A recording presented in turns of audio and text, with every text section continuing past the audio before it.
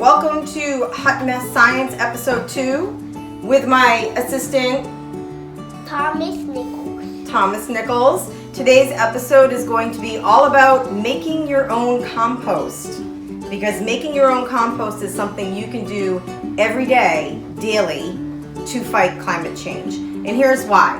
When you collect your food waste, and we'll look more into this later, but when you start to collect food waste in a separate place rather than throwing it in the trash, you are actually fighting climate change. And you're doing that two ways. The first way is that you're leaving more room in landfills for things that cannot organically break down. So you have less trash going into the landfills. The second thing is when you have a breakdown of organic material without oxygen, it releases greenhouse gases like methane. Methane traps heat in our atmosphere. So the less methane we can make, the better. So when we organically break food waste down in a compost, we're not making that methane anymore. We also get a benefit. Thomas, what happens when we break our food waste down in the compost? What does it make?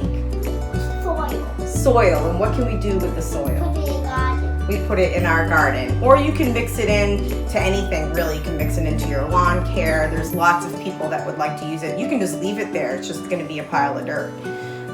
So I'd like to take an opportunity to look at the kinds of things that we've been collecting for our food waste over the last 3 days.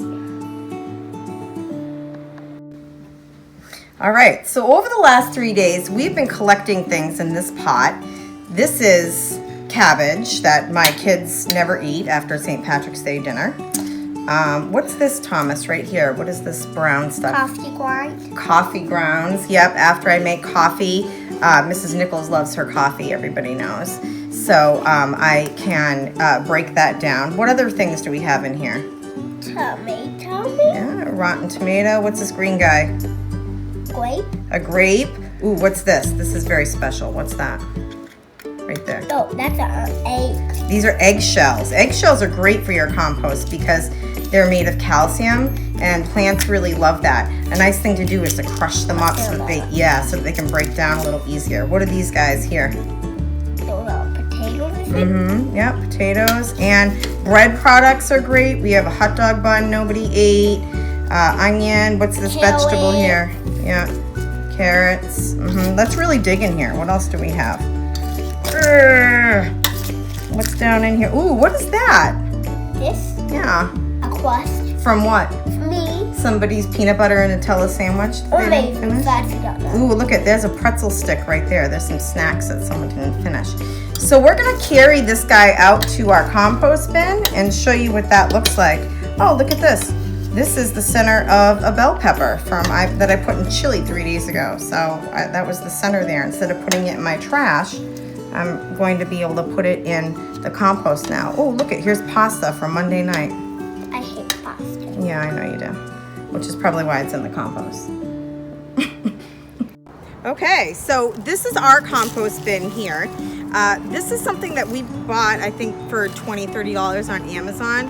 It's a sturdy plastic black bin. It has holes in it for aeration so the oxygen can get into all of the bugs and worms that are breaking down our compost. It also is able to contain heat because things break down easier in warmer weather. So all of these little critters like that warm weather. There's a little cone on top to keep things from blowing out. And if you want to take a peek inside, ooh, sorry, Thomas, on what we have already. This is our soil that's already been breaking down from things that we've put in it last week. You can see an eggshell here. We have some onions here, right? We've got some cranberries. And so if I dig down, you can, yeah, it's dirt. And you can see all of the dirt that we're making in here. And let's see if we can find some worms. Found one. Did you? Oh yeah, look at, there's a worm right there. Oh, look at all those worms. I see 2 right now. No, I see 3. Yeah. 4. Look at, there's a little guy right down there too. Yeah. I see 4. Yeah. Oh look, there's a peanut. And so now we're going to, Thomas, will you go empty the the compost into the bin. And so none of this smells because it's so thoroughly aerated, nothing's rotting. Dump! So all we do is dump all of the food in. Oh, it's so heavy! With everybody home, we have a lot of food waste. Okay, good. Good, all right, now put it over there. And so now, I'm just gonna cover this food up with some soil to get it aerated and to evenly spread it out so all of our little bugs and worms are eating at it. And so here we are in March, and we've got all of these critters breaking this down. Now in the warmer weather in the summer, this compost is really gonna be rocking and rolling, and we're gonna be able to use this soil.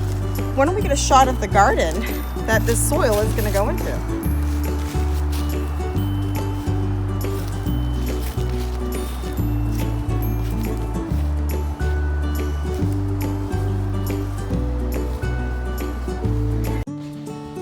So a couple of ideas of how to make a compost bin if you aren't in the market of buying a prefab one off of Amazon or going to Lowe's or Home Depot.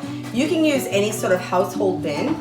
The key to starting it up though is that you want direct contact with the ground. So if you were to use a bin, I would cut off the bottom and maybe use a drill to drill some holes so that you're getting nice aeration. Then when you're putting your food in, you want to make sure that you're also putting in dirt and leaves and getting a compost mixture. I'm going to put some links to let you know what kinds of things belong in your compost and how to make sure that everything's getting aerated so that you're getting nice rich soil and none of that rotting methane. Another idea is you can just make a pile. When I was a kid, we did not have a crazy compost pile. If this is the ground, this is what my dad did. He put all of our dirt, dog poop, food, everything just in one pile. And then once in a while, he'd go with the rake and turn it all up and aerate it so that it wouldn't get any smells. My recommendation, considering where we're living right now with coyotes and foxes and raccoons, is that if you wanted to make the pile method, just get a tarp and put the tarp over it. Maybe put some big stones on that tarp so that you can hold that tarp down. It's going to do two things. It's going to protect your food from other critters besides bugs and worms getting to it. And it's also going to trap some of that heat that's going to encourage that composting that's happening. So a very easy, inexpensive method to just do this at home. Just make sure that you're lifting up the tarp, adding food to your pile, and aerating with some sort of a rake or a stick. Good luck composting.